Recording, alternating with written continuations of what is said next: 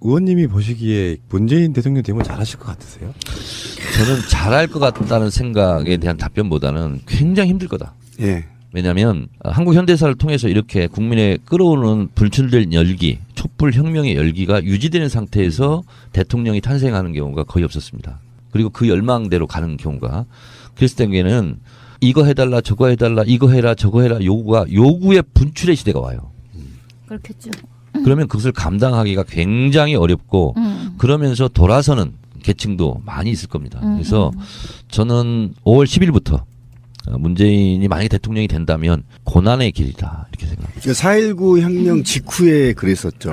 사실은 그때가 굉장히 요구사항이 많고 어마어마했었죠. 혼란 예, 그런 것 때문에 있었죠. 명분을 삼아서 박정희가 탱크 몰고 나온 거죠. 맞습니다. 답은 나온 건 아니지만 그래도 똑같은 상황이잖아요. 누가 되든 상관없이 네. 똑같은 상황인데 그중에 문재인 후보가 됐을 때는 잘할 것 같으냐에 대한 답은 더 해주셔야 된다고 봐요. 우리들처럼 문재인 대표를 봐본 적이 없는 사람 입장에서 보면 네. 언론에서 왜곡된 정보를 되게 많이 갖고 있잖아요. 좋은 네. 점 나쁜 점을. 네. 잘할 수 있는 장점이 뭡니까 그러면? 의외로 원칙주의자입니다. 네, 맞아요. 의외라는 게 무슨 뜻이에요? 보기에는 좋은 사람이라는 이미지만 갖고 있잖아요. 착하다? 예, 그래서 원칙주의자라는 것은 많이 안 알려져 있어요. 근데 문재인 대표가 굉장히 원칙주의자예요. 예, 맞습니다. 아니가 아니라고 딱 자른다 이건 그렇습니다. 이야기죠. 예. 제가 예를 하나 들어드리면 저희 공무원 노조하고 협의안을 하는데요. 3개 조항을 협의를 했습니다. 해직자 복직 문제하고 기타 다른 문제가 있었는데요. 노동 3권 문제에 대해서는 선을 확 긁어버리더라고요. 이거는 국민적 합의가 있어야 해. 그리고 사인을 이거를 이권은 확실하게 주겠어. 그러니까 교섭권까지는 주겠는데 파업권은 국민적 합의를 그렇죠. 받아야 되기 때문에 못 줘. 이걸 정확히 잘라버리더라고요. 권력이 없는데. 그러면 지금 정청래 님이 말씀하신 것처럼 그런 식의 여러 요구 분출 같은 것이 과연 이게 그치겠는가라는 생각이 들거든요. 제가 아직 문재인 대표가 원칙주의자다라는 말만 했지 어떤 원칙이냐는 제가 얘기 안 그러니까 했어요. 그게 문제인 제가 거잖아요. 말씀드리면 이런 거예요. 표를 얻자고 얄팍하게 그렇지. 마음에도 없는 얘기 안 한다는 거예요. 본인이 손안을 보더라도 거짓말 내지는 사탕 발림을 안 한다. 이런 원칙이 하나 있는 거고. 지난 대선 때 노인들한테 20만 원 주자 그 공약 때문에 제가 문재인 대표에게 처음으로 반했다고 했던 얘기가 그거거든요. 줄 수 없는 걸 어떻게 준다고 하냐. 그래서 17만 원 걸었고요. 더 준다겠다고 한 게 박근혜가 그 벤치마킹 한 거니까 나 그 지점은 굉장히 믿음이 갑니다. 네. 그래서 이제 예를 들면 그런 원칙이 있는 것이고 그리고 안 되는 걸 막 되게 억지로 한다거나 뭐 안 되는 것을 되는 것처럼 위장한다거나 그런 술수를 못 부리는 사람이에요. 그래서 우리가 사안별로 여기서 다 지금 얘기할 수는 없겠지만 그런 면에서 봤을 때 원칙이 있는 것이고 문재인 대표 안철수 탈당 이전에 얼마나 많은 사람들이 흔들었습니까? 반문 쪽에서. 근데 본인이 타협하거나 뭐 원칙을 포기한 그런 적이 없어요. 그래서 그런 면은 믿음직스러운 것은 사실이죠. 한 가지 이제 진보 진영에서 봤을 때 속 시원하지 못하다. 김어준 총수는 고구마하다. 좀 답답하다. 이런 게 있는데 그건 개인의 그냥 퍼스널리티예요. 어쩔 수 없어요. 그건. 그렇게 지금까지 살아왔는데. 그리고 실제 대화를 해보면요. 상대의 얘기를 끊지 않고 끝까지 들어줘요. 그런 장점도 있어요. 굿 리스너죠. 예, 굉장히 잘 들어줘요. 근데 사실은 사람들한테 많이 안 보이는데 성깔도 있어요. 네. 성깔도 있습니다. 적폐청산이라는 말을 빼놓지 않고 항상 합니다. 네. 저는 그게 굉장히 좀 다행스럽습니다. 왜냐하면 그런 레디칼한 단어 이런 걸 쓰지 말라고 캠프에서 주문도 하죠. 근데 그거는 내가 포기할 수 없는 원칙이야. 그래서 적폐청산은 처음부터 지금까지 계속 얘기하는 거예요. 국민들이 원하는 게 정권 교체, 민주정부 수립, 적폐청산 아니겠습니까? 근데 예를 들면 안희정 지사도 간헐적으로 적폐청산 얘기를 해요. 네. 근데 그건 힘이 안 실려요. 대연정을 얘기했기 때문에. 근데 문재인 후보는 끊임없이 적폐청산 얘기를 할 수 있는 거죠. 근데 우리가 한 가지 좀 아량으로 봐줘야 될 건 있어요. 1위 후보이기 때문에 지지율이 안 나오는 사람보다는 더 조심해야 되는 건 사실이죠. 그렇죠. 메시지 관리 중요하죠. 그래서 좀 느릴 수 있고 좀 포괄적인 언어를 사용하는 부분은 우리가 좀 정권 교체라는 명분이 더 크기 때문에 이해해 줄 부분도 있다. 그러니까 사실은 지금 정권 교체 하더라도 여소야대 국회는 과반 유수장을 차지하지 않았기 때문에 이기더라도 한 7대3, 뭐 75대 25 이렇게 압도적으로 이겨야 이 적폐청산에 드라이브를 걸 수 있는 거잖아요. 오자구도에서요. 예. 사실상 40% 이상으로 승리하면 굉장히 압도적으로 승리하는 그렇죠. 그렇죠. 오자구도에서.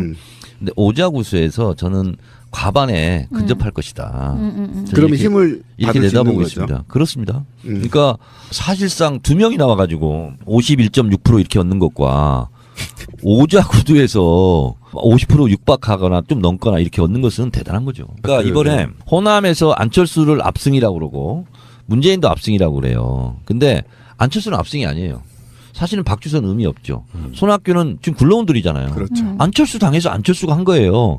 그럼 저는 80% 이상 얻었어야 된다. 그래야 압승이죠. 60 몇 프로 얻어가지고 무슨 압승이에요. 근데 문재인 같은 경우는요. 한번 비교해 보자고요. 호남 경선에서 과반을 넘은 게 15년 만에 처음입니다. 노무현 대통령이요. 37점 몇 프로 얻었어요. 이인재하고 6%밖에 차이 안 났어요. 그래서 노무현의 기적이 그 광주 경선에 있었던 거 아닙니까? 정동영 40 몇 프로, 44% 이렇게 얻었어요. 그리고 문재인 2012년도에 48.4% 얻었거든요. 그리고 지금 60.2% 얻은 거예요. 그래서 제가 트위터를 뭐라고 썼어요? 놀라운 압승을 할 것이다. 네. 이거는 경이적인 압승, 놀라운 압승 이렇게 제목을 붙여줘야 되는 거예요. 어제 JTBC 뉴스룸에서 이거 가지고 팩트체크 하던데요. 네.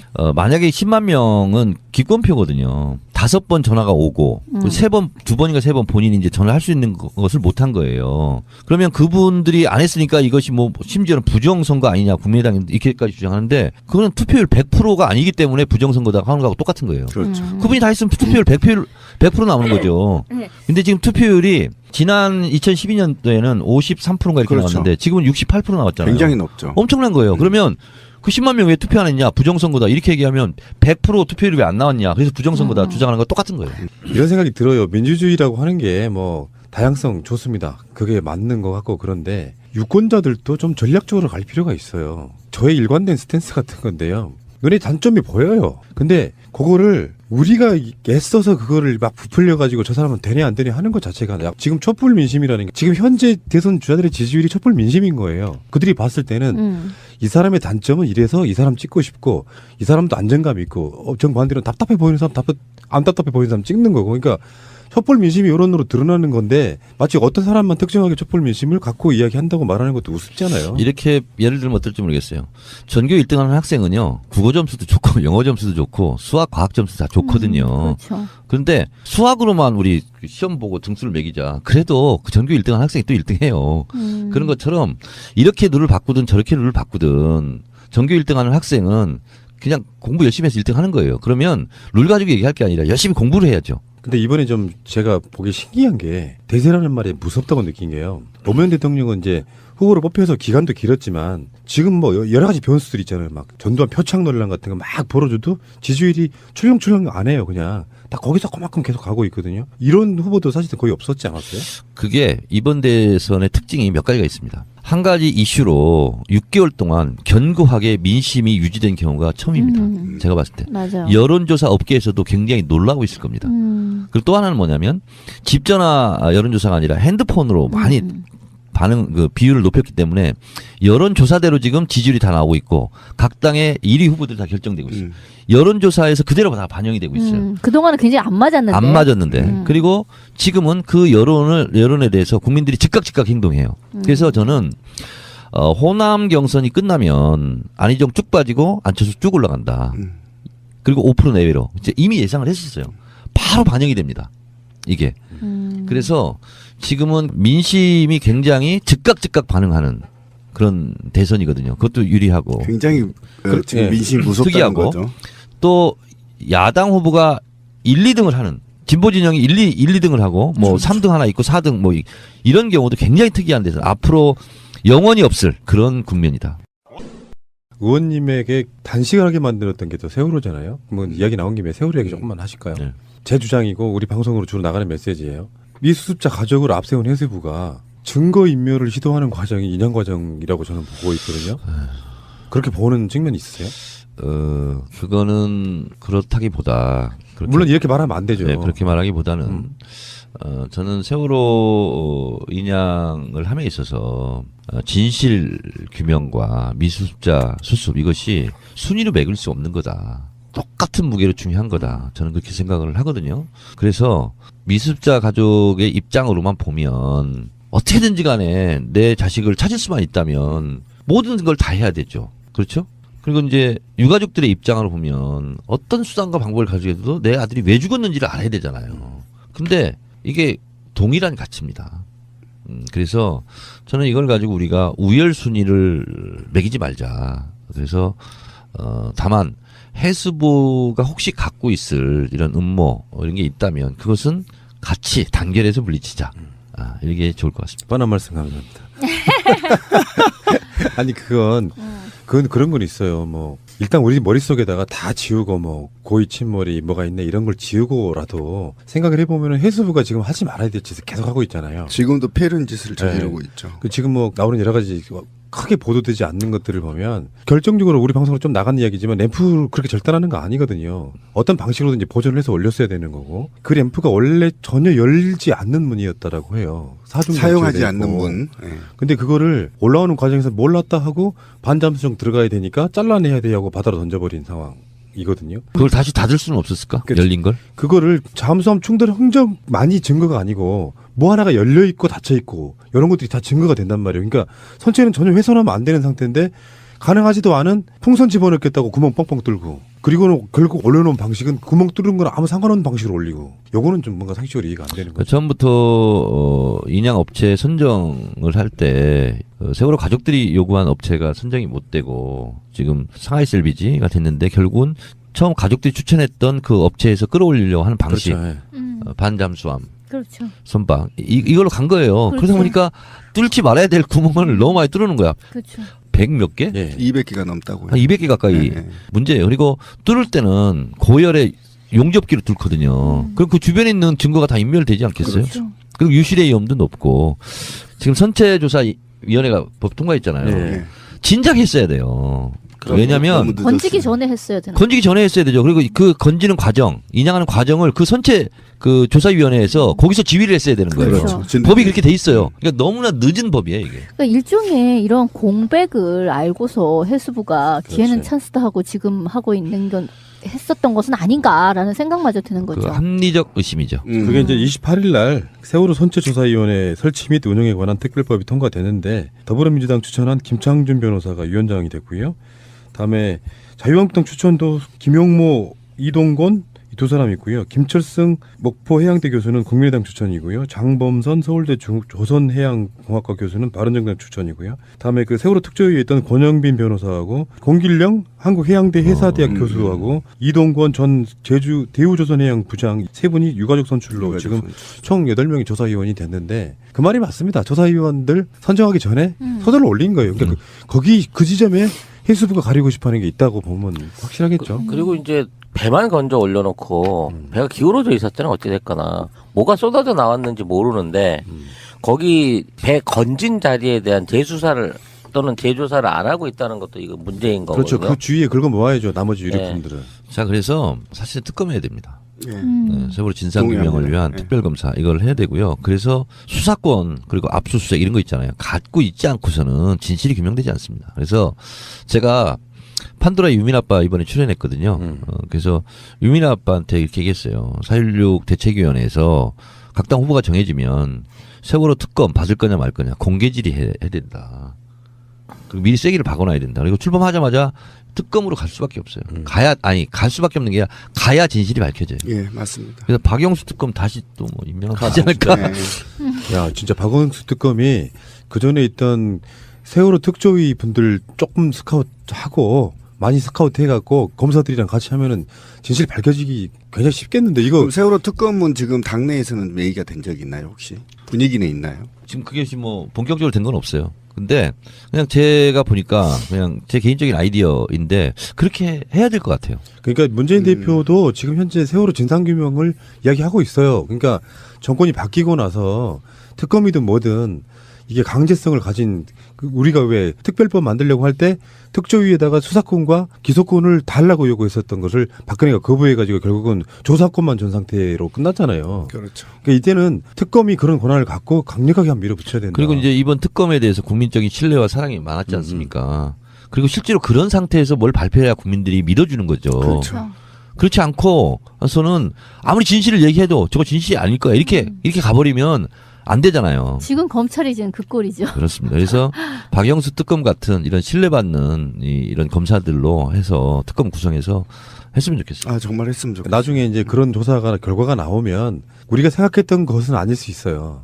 생각했던 것보다 아닐 수도 있고 생각했던 것보다 더 클 수도 있고 그런데 우리가 지금까지 3년 동안 달려왔던 그 속에는 세월호 진상규명의 목적과 잊혀지는 게 싫어서 계속해서 세월호 이야기를 꺼냈던 건데요. 그렇죠.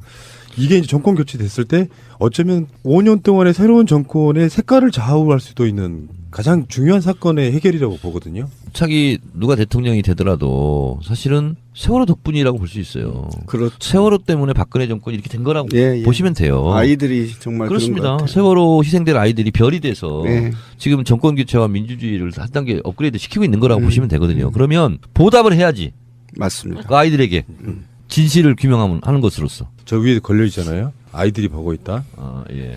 그렇군요. 정청래 의원님도 이제 여기 이방 신성한 이방에 왔다 가시면은 앞으로 잘 됩니다. 여기 왔다 가신 분들 중에 잘못된 분이 거의 없어. 자, 근데 저는 뭐야? 세월호가 비극적인 참사지만 저 개인적으로는 참 고마워요. 뭐가 고맙냐면 제가 국회의원 떨어지고 마지막 임기 날 동고차도 들어갔잖아요. 그리고 임기가 끝나고 이제 민간인 신분으로 나와 1박 2일 갔다 와서 저는 많이 위로가 됐어요. 아니 자식 잃고 이렇게 울부짖는 엄마 아빠들 있는데 고작 국회의원 안 됐다고 너 뭐 힘들어하고 그럼 되겠냐? 그 내 스스로 힐링이 돼서 나왔어요. 마음이 복잡하고 울적할 때면 팽목항에 가시라. 그럼 많은 것이 정화가 돼요. 나의 어려움은 아무런 어려움이 아니다. 저도 일주일에 4번 네. 이상은 광화문 가는데 탄핵되는 날 애들 앞에서 펑펑 울어버렸어요. 그래서 저는 그 힐링이 됐어요. 고맙더라고요. 그 감정이 뭔지 알 것 같아요. 저도. 어쨌든 뭐 정청래 의원님과 함께 하는데 그 인간 믿는 방송은 새가 날아든다 해서만 들을 수 있습니다. 맞습니다. 나머지는 다 연예인 정청래. 그치 연예인 정청래 느낌이가지고 이번에 유민 아빠가요 판도라를 국정원 문제를 자료를 가지고 공개합니다. 그리고 하여튼 유민 아빠가 한 2시간 녹화를 했는데 굉장히 잘했어요. 의원님께 정말 일반인 마인드로 하나만 여쭤볼게요. 이런 질문을 해본 적이 없는데 그 의원님들한테는 곤란하니까 세월호 사건의 진상 규명을 해야 된다고 하는 측면에는 정말 잘못된 거를 사고 난 이후에 덮으려고 하는 것도 있지만 어느 정도 대세라고 보여지는 것 중에 하나가 고의성이잖아요. 고의성의 가능성이 있다고 보십니까? 설마 고의성이 있을까? 라는 걸로 답변할게요. 뭐지? 어떤 조사권도 갖고 있지 않은 그냥 일반인이잖아요. 그러니까 확신이 안 서는 상태에서도 그들이 하는 짓들을 보면 정말 고의성이 있어 보인다. 그러니까 결과만 놓고 이야기하는 게 아니고요. 그 사후 대처를 하는 거 보면 뭔가 고의성이 있는 데라고 느끼는 것 때문에 거기에 막 천착해가지고 3년 동안 달려온 거거든요. 네. 근데 일반적으로 정치인들 분들은 고의성이 있다 없다 이런 거 말하기 되게 곤란할 거예요. 있다고 하면은 무모론이나 동조한다고 하고 고의성이 없다고 하면 아 쟤는 또 이쪽에 개념이 별로 없네 이렇게 답할까봐 굉장히 곤란한 질문이란 걸 알아요. 안 물어보는데 아니 난 그래요 진짜. 설마 고의성이 있을까? 이게 설마라는 말이 부정적인 의미이기 때문에 그렇게 해석하면 돼요. 지금 그렇게 답하셨잖아요.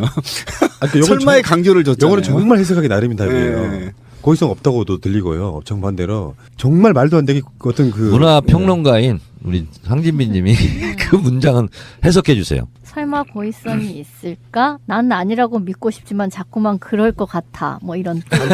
아니 그 부정이 굉장히, 그 의미예요. 굉장히 질문에 근접한 질문이었습니다. 그 얘기했습니다. 가로가 하나 빠진 거죠. 설마 사람이 돼가지고 그럴 수가 있을까? 뭐 그럴 수도 있고. 어쨌든 정청래 의원님이 가장 가까운 사람 중에 하나가 김어준이라는 생각을 가져보시면은 전혀 결이 다르지 않을 거고요. 자 마지막으로 이제 저희들은 지금 현재 대통령 선거와 국회의원 선거를 같이 했으면 좋겠다 이렇게 생각하는 사람들이에요. 개헌하느니 국회를 해산하고 제발 다시 그랬으면 하자. 좋겠어. 그러면 지금 그런 거 많이 새누리당 쪽에서 몇 석이나 건지겠어요. 뭐 영석에서 구석? 그러니까 수도권 쪽은 전멸일 테고 TK 지역에서 일부 좀 얻을 텐데 제발 좀 나는 저 태극기 집회님 오니 나오는 사람들이 국회 해산 이런 거를 막 얘기하더라고. 그래서 오브 콜스 콜 정말 제발 그랬으면 좋겠다가. 저는 태극기 집회에서 나온 구호 중에서 다른 건 공감 못하겠 진짜 공감한 거 하나 있었어요. 종편 폐지. 어디 그들하고 어쩜 이렇게 정서가 맞을 때가 있지? 그 오랜만에 처음으로 앞으로 없을 합의 맞았어. 나는 이런 것들을 좋게만 생각을 해보면은 신의 뜻이라고 생각해요. 뭐냐면은 지금 이 시기에 새누리당 전멸로 가고요. 사실상 야당의 독재가 되면은 좋은 점만 있는 건 아니라고 생각해요. 어느 정도 좌우의 균형을 맞춰줄 필요가 있어서 신이 국회의원 선거를 3년 남은 시점에서 이렇게 만들어 놓은 게 아닌가. 좋게만 보면. 한국은 지금 너무 기울어진 운동장이라 한 15년은 야권이 해야 이게 균형이 잡히거든요. 그러고 나서 이제 신이 선물을 주는 그 거니까. 3분의 1 법칙이라고 혹시 네. 들으셨어요? 3분의 1 법칙. 왜냐면 90명 있어요. 앞에 30명은 오라. 뒤에 30명은 틀렸어. 중간 30명은 이것도 아니고 저것도 아니야.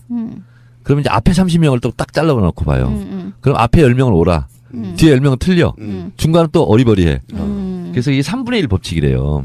그래서 동전의 양면이 있고 음양 오행이 있듯이 여자 남자가 있듯이 사실은 뭔가 단일화되면은 그건 안 되는 것 같아. 그래서 독재는 안 되는 거고. 그러니까요. 분명히 민주정부가 굉장히 오래 가거나 또 뭐 다수당이고 막 압도적으로 막 250석 이상 차지한다고 해서 좋을 건 없다라고 생각합니다. 나중에 덕박을 써요. 그런 식으로 권력을 가지고 정치를 하게 되면 나중에 못하면 다 덕박 쓰는 부분도 분명히 있는 거거든요. 그러니까 완전히 그 사람들을 박멸하는 건 좀 그렇고 홍준표나 뭐 김진태 부류는 좀 정치권에서 퇴출을 돼야 되겠지만 정상적으로 정치하는 사람까지 몰아내는 건 저는 반대합니다. 절대 악도 없고 사실은 절대 선도 없거든요. 사실은 제가 이게 불가지론 입장에서 얘기하는 것은 아니고 그래서 뭐든지 간에 극단은 아닌 것 같아. 그러니까 정청래 의원께 이런 시련을 주는 것도 저는 좋게 해석해 보면 정청래라고 하는 사람이 이렇게 잘 숙성돼 가지고 진짜 문재인 이후에 정말 떠올랐으면 좋겠어요. 그냥 괜히 막 설왕설래로 정청래 대선 나가라 뭐 당대표 선거 나가라 이렇게 말고요. 행보가 달라져야 되잖아요. 저는 이렇게 생각합니다. 시련은 있어도 실연은 없다. 실연? 네, 실연. 국민과의 연은 잃지 않았다. 그럼 어떠세요? 그 3년 남았는데 보궐선거 같은 데서 기회가 있으면 다시 안 나간다고 그러셨어 이미. 저는 마포와의 첫사랑을 계속 지키겠습니다. 유지하겠다. 멋지네. 자, 의원님과 했던 행복한 시간. 자, 두 시간이 훅 가네요. 의원님은요, 제가 전에도 말씀드렸지만 섭외하기가 가장 쉬운 정치인이에요. 아니, 이거 나쁜 의미가 아니고 벽이 없어요. 오히려 국회의원 때는 과정을 거쳐야 돼요. 보좌관들 통해 갖고 이게 이렇게 들어와야 되는 비서 통해 갖고 들어와야 되는 게 있는데 그분들은 정청래 의지랑 아무 관계 없이 막 질문지 요구하고 막 그래요. 근데 정청래 의원은 그런 게 없어요. 왜 그런 줄 아세요? 질문지 안 보내줘도 답할 수 있는 모든 준비가 돼 있거든. 계속 질문지 보내고 조율하고 하는 과정을 한 일주일 거쳐요. 그래서 저는 문턱 없는 정치인이 일단은 너무 좋습니다. 국회의원 사용법이라는 책을 쓰셨으니까 그렇지. 정치인은 정말 도구가 돼야 된다. 그런 입장이신 거잖아요. 실천하신 거지 지금. 자, 마지막으로 애청자분들께 짧게 한 말씀 하시고 방송 끝내겠습니다. 이게 나라냐 이런 얘기를 6개월째 우리 했습니다. 예. 이제 이게 나라다 하는 것을 5월 10일부터 우리가 볼 수 있도록 누구를 돕는다는 생각이 아니라 내가 이게 나라다 그런 나라 새로운 나라를 만들 수 있도록 내일이다 생각하고 누구를 돕는 게 아니라 나 스스로 내가 돕는 일이다 생각하고 투표에 참여하시면 좋겠습니다. 우리 녹음실에 정청래 의원의 방명록이 벽에 붙어 있는데요. 국회의원 정청래라고 쓰여 있습니다. 그게 최근에 받게 되면 전 국회의원이 되겠죠. 다시 국회의원일 때까지 안 받겠습니다. 방명록을. 자, 감사합니다. 고맙습니다.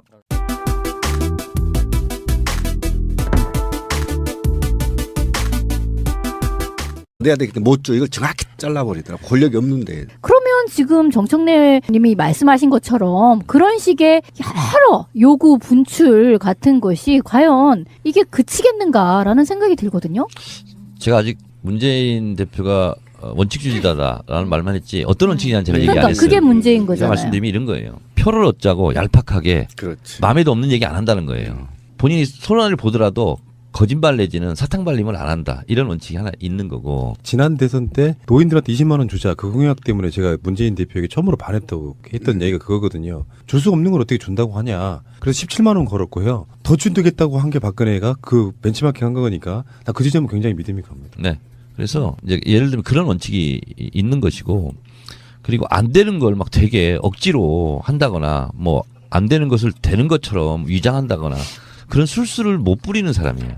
그래서 우리가 사안별로 여기서 다 지금 얘기할 수는 없겠지만 그런 면에서 봤을 때 원칙이 있는 것이고 문재인 대표 안철수 탈당 이전에 얼마나 많은 사람들이 흔들었습니까? 반문 쪽에서. 근데 본인이 타협하거나 뭐 원칙을 포기한 그런 적이 없어요.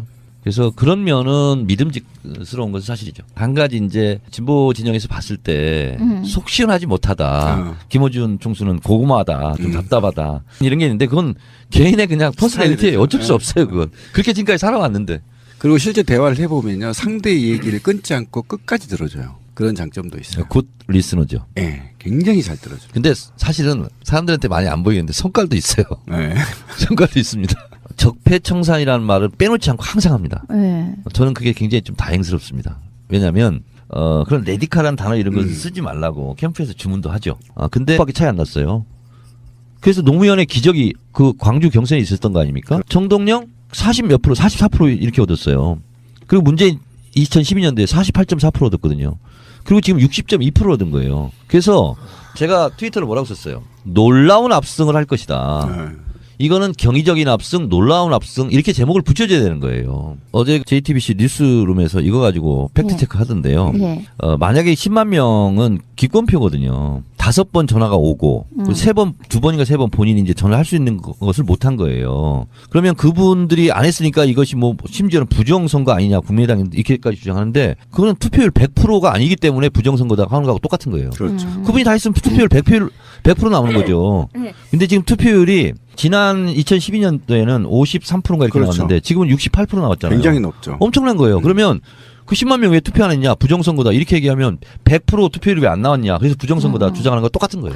이런 생각이 들어요. 민주주의라고 하는 게 뭐 다양성 좋습니다. 그게 맞는 것 같고 그런데 유권자들도 좀 전략적으로 갈 필요가 있어요. 저의 일관된 스탠스 같은 건데요. 눈에 단점이 보여요. 근데 그거를 우리가 애써서 그거를 막 부풀려가지고 저 사람은 되냐 안 되냐 하는 것 자체가 지금 촛불 민심이라는 게 지금 현재 대선 주자들의 지지율이 촛불 민심인 거예요. 그들이 봤을 때는 이 사람의 단점은 이래서 이 사람 찍고 싶고 이 사람도 안정감 있고 정반대로 답답해 보이는 사람 안 답답해 보이는 사람 찍는 거고 그러니까 촛불 민심이 여론으로 드러나는 건데 마치 어떤 사람만 특정하게 촛불 민심을 갖고 이야기한다고 말하는 것도 우습잖아요. 이렇게 예를 들면 어떨지 모르겠어요. 전교 1등하는 학생은요. 국어 점수도 좋고 영어 점수도 좋고 수학 과학 점수 다 좋거든요. 그렇죠. 그런데 수학으로만 우리 시험 보고 등수를 매기자. 그래도 그 전교 1등한 학생이 또 1등해요. 그런 것처럼 이렇게 눈을 의원님이 보시기에 문재인 대통령 되면 잘하실 것 같으세요?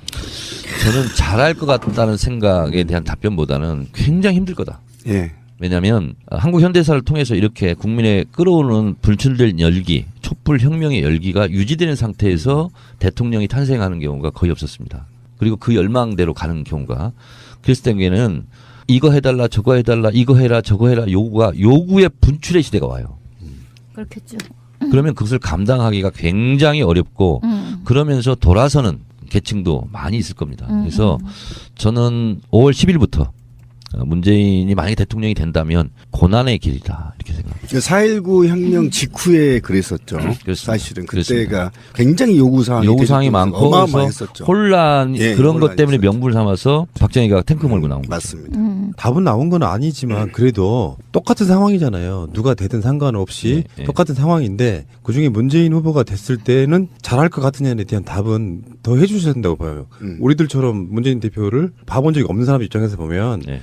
언론에 의해서 왜곡된 정보를 되게 많이 갖고 있잖아요. 좋은 네. 점 나쁜 점을. 네. 잘할 수 있는 장점이 뭡니까? 그러면? 의외로 원칙주의자입니다. 네, 맞아요. 의외라는 게 무슨 뜻이에요? 보기에는 좋은 사람이라는 이미지만 갖고 있잖아요. 착하다? 예, 그래서 원칙주의자라는 것은 많이 안 알려져 있어요. 근데 문재인 대표가 굉장히 원칙주의자예요. 예, 맞습니다. 아니가 아니라고 딱 자른다 이건 그렇습니다. 이야기죠. 예. 제가 예를 하나 들어드리면 저희 공무원 노조하고 협의안을 하는데요. 3개 조항을 협의를 했습니다. 해직자 복직 문제하고 기타 다른 문제가 있었는데요. 노동 3권 문제에 대해서는 선을 확 긁어버리더라고요. 이거는 국민적 합의가 있어야 해. 그리고 사인을 이거를 이권은 확실하게 주겠어. 그러니까 교섭권까지는 주겠는데 파업권은 국민적 합의를 그렇지? 그거는 내가 포기할 수 없는 원칙이야. 그래서 적폐청산은 처음부터 지금까지 계속 얘기하는 거예요. 국민들이 원하는 게 정권 교체, 민정부 수립, 적폐청산 아니겠습니까? 근데 예를 들면 안희정 지사도 간헐적으로 적폐청산 얘기를 해요. 네. 근데 그건 힘이 안 실려요. 대연정을 얘기했기 때문에. 근데 문재인 후보는 끊임없이 적폐청산 얘기를 할 수 있는 거죠. 근데 우리가 한 가지 좀 아량으로 봐줘야 될 건 있어요. 1위 후보이기 때문에 지지율이 안 나오는 사람보다는 더 조심해야 되는 건 사실이죠. 그렇죠. 메시지 그래서 관리 중요하죠. 그래서 좀 느릴 수 있고 좀 포괄적인 언어를 사용하는 부분은 우리가 좀 정권 교체라는 명분이 더 크기 때문에 이해해줄 부분도 있다. 그러니까 사실은 지금 정권 교체 하더라도 여소야대 국회는 과반 유수장을 차지하지 않았기 때문에 이기더라도 한 7대3, 뭐 75대 25 이렇게 압도적으로 이겨야 이 적폐청산에 드라이브를 걸 수 있는 거잖아요. 오자구도에서요. 예. 사실상 40% 이상으로 승리하면 굉장히 압도적으로 승리하는 그렇죠. 그렇죠. 오자구도에서. 근데 오자구수에서 저는 과반에 근접할 것이다. 저는 그러면 이렇게, 힘을 이렇게 받을 수 있는 내다보고 거죠. 있습니다. 그렇습니다. 그러니까 사실상 두 명이 나와가지고 51.6% 이렇게 얻는 것과 오자구도에서 50% 육박하거나 좀 넘거나 이렇게 얻는 것은 대단한 거죠. 그러니까 이번에 호남에서 안철수를 압승이라고 그러고 문재인도 압승이라고 그래요. 근데 안철수는 압승이 아니에요.